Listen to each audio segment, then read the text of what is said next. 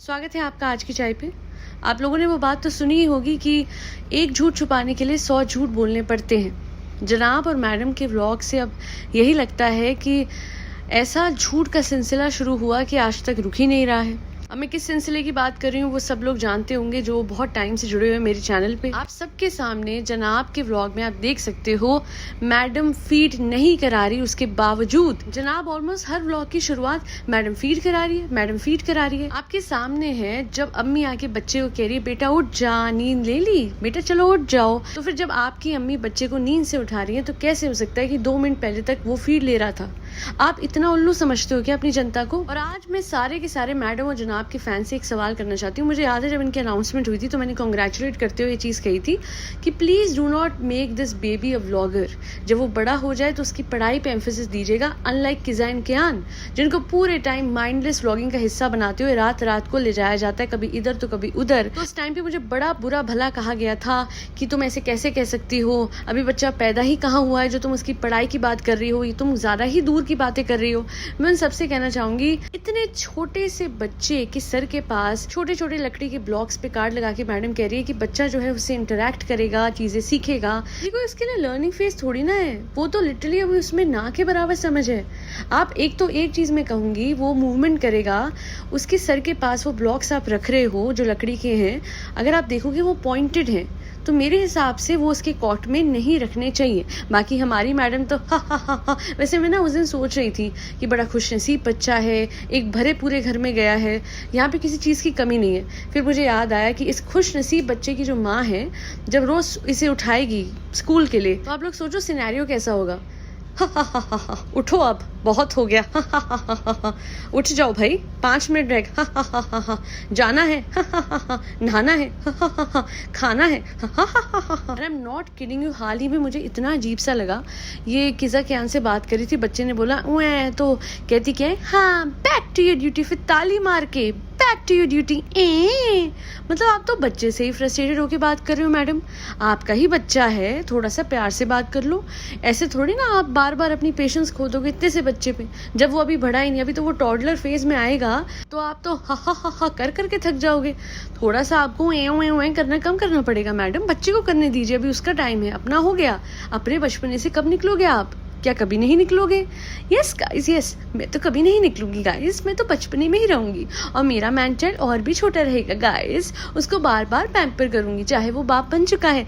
पर पता है मुझे इतनी बड़ी बात लगी, इतनी ही बड़ी बात लगी मैं बता नहीं सकती आप सबको। उसने अपने सारे जूते सहेज के संभाल के रखे। मैंने कहा अरे आपके सारे जूते प्रिम एंड प्रॉपर कंडीशन में है, ये तो बहुत बड़ी बात है। कितना नन्हा सा बच्चा है कि उसको मैडम को बेट देना पड़ रहा है कि देखो भाई छोटू मोटू, देखो अगर तुमने अपने पुराने जूते नहीं फेंके तो नए जूते नहीं आएंगे। हाँ, जिस दिन से, बल्कि बच्चे के पैदा होने से पहले से भी जिस तरीके से जनाब को पैम्पर किया जा रहा है, सच में मुझे लग रहा है कि जनाब ने बच्चे को जन्म दिया है, मैडम ने नहीं दिया। नहीं क्यों, मुझे एक समझ नहीं आ रही बात। एक बहुत अच्छा एड आजकल आइकिस्तानिश का है कि कोई वजह नहीं होनी चाहिए अपने आप को पैम्पर करने के लिए, राइट?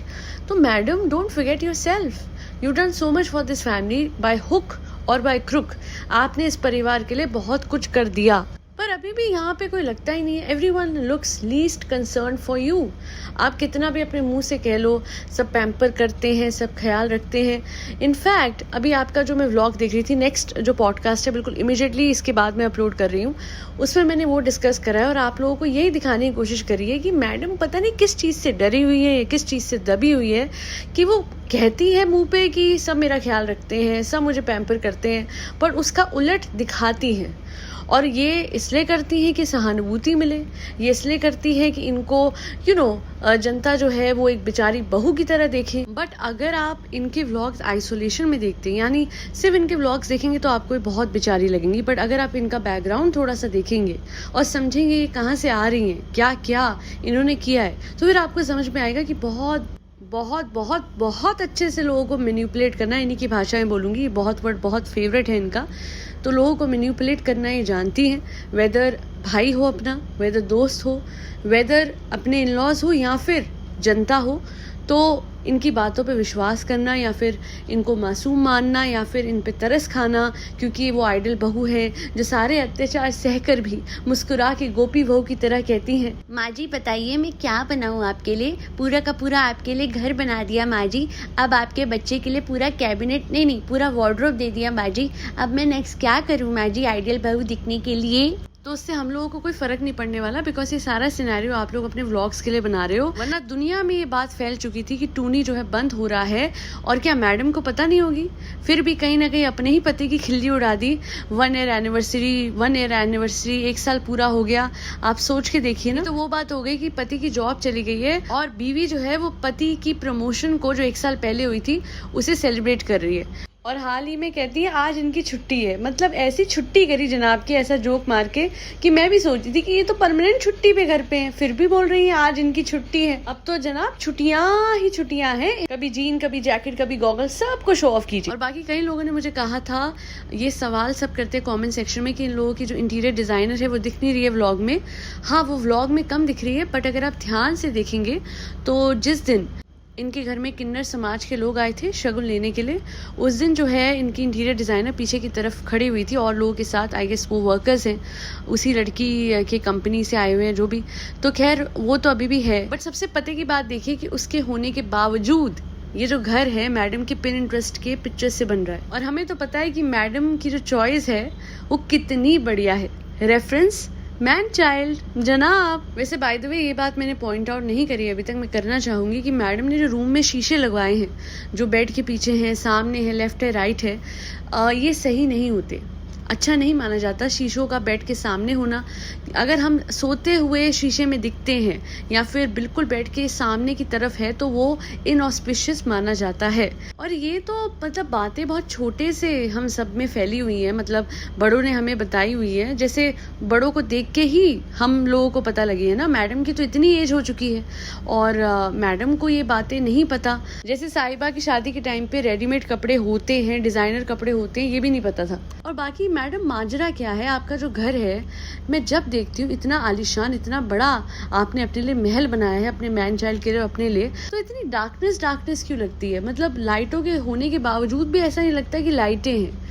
मैंने तो बहुत कुछ सोचा था कि पता नहीं क्या क्या आप करवा दोगे, पर आपने बताया था ना, हाँ मैं हूँ इंटीरियर डिजाइनर, हाँ मेरे घर के लोग बहुत पसंद करते हैं मेरी इंटीरियर डिजाइनिंग को, तो वही पसंद कर सकते हैं। हमें तो कुछ समझ नहीं आ रहा ये, मतलब आप बनवा क्या रहे हो? ये जो महल खड़ा करा आपने अपने लिए, और ये कब तक बन के तैयार हो जाएगा? और आपको किसने ये फॉल्स प्रॉमिस दिया था कि इतना बड़ा घर 5 BHK इतने सारे काम वाला जो आज तक भी नहीं हुआ, वो बच्चे की डिलीवरी से पहले हो जाएगा?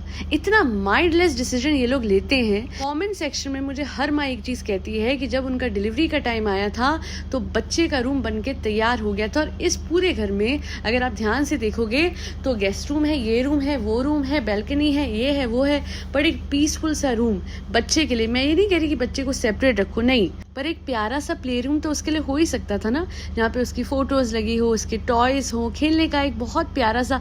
आप लोगों को मैं बताऊंगी, मॉडर्न सिंह करके हैं, उनकी मतलब जो वाइफ है वो न्यूजीलैंड की है और वो जो खुद वो इंडियन है। और अगर आप देखोगे तो उन्होंने बड़ा प्यारा बेसमेंट में, अभी तो मैं नहीं देखती उनके व्लॉग्स, पर जब देखती थी तो बेसमेंट में उन्होंने अपने बेटे नोआ के लिए बहुत प्यारा सा सेटअप किया हुआ था, और फिर बेटी के लिए भी किया। हेजल नाम है आई गेस बेटी का, if I am not sure, but मुझे याद तो यही था। जिस तरीके से उनके यहाँ पे बच्चा आया, जो कुछ वो लोग अपने बच्चे के लिए करते रहे, उन्होंने भी शिफ्टिंग करी, वो भी बड़े घर में गए। But the best part was कि उन लोगों ने प्रेगनेंसी के टाइम पे भी ना कोई भारी काम अंडरटेक नहीं करा, और वहाँ पे गुरुद्वारे में जाके बच्चे को मत्था भी टिकाते हैं, और जब बच्चा हुआ था तब भी उन्होंने बड़े अच्छे से अरदास करी एंड ऑल। अच्छा, मैडम और जनाब बिल्कुल अलग और उलट हैं कि यहाँ पे इनका जो बच्चा है हो गया, और कोई भी ऐसा कुछ इन लोगों ने रिलीजियस फ्रंट पे कुछ करा नहीं, या फिर जैसे लोगों में खाना बांटते हैं, कुछ तो करना चाहिए ना। घर में इतनी बड़ी खुशी आई है। मेरे डैड ने मुझे बताया था कि जब मैं पैदा हुई थी तो उस टाइम पे पूरे शहर में उन्होंने लिटरली चिल्ला चिल्ला के सबको बेटी आई है, बेटी आई है, बेटी आई है, और क्या कुछ नहीं बांटा था, पूरा प्रॉपर भंडारा करा एंड ऑल। इवन व्हेन उस टाइम पे उनकी फाइनेंशियल कंडीशन अच्छी नहीं थी। अच्छा, ये चीज़ मैंने बड़ी देखी है कि जिन लोगों को भगवान कम देता है उनके दिल बहुत बड़े होते हैं, और जिन लोगों को बहुत कुछ देता है उनके दिल बहुत छोटे होते हैं। इसी नोट पे आज की इस पॉडकास्ट को खत्म करती हूँ, पूरी करती हूँ। आई होप आज की पॉडकास्ट आपको पसंद आई हो। कमेंट सेक्शन में अपने व्यूज रखना मत भूलिएगा विद रिस्पेक्ट टू हाउ जनाब एंड मैडम को शो ऑफ करना बंद कर देना चाहिए, कम कर देना चाहिए। This is not how you promote a good and sustainable lifestyle. You are promoting hoarding, you are promoting a lifestyle which is not sustainable, which is not good for the environment. चाहे plastic bottles हो, चाहे आपके कपड़े हो, चाहे जो कुछ भी हो जनाब, as an influencer you need to be more responsible. So खैर, आज के लिए इतना ही। Do not forget to like, share and subscribe to आज की चाय। Thank you so much for tuning in to आज की चाय पॉडकास्ट।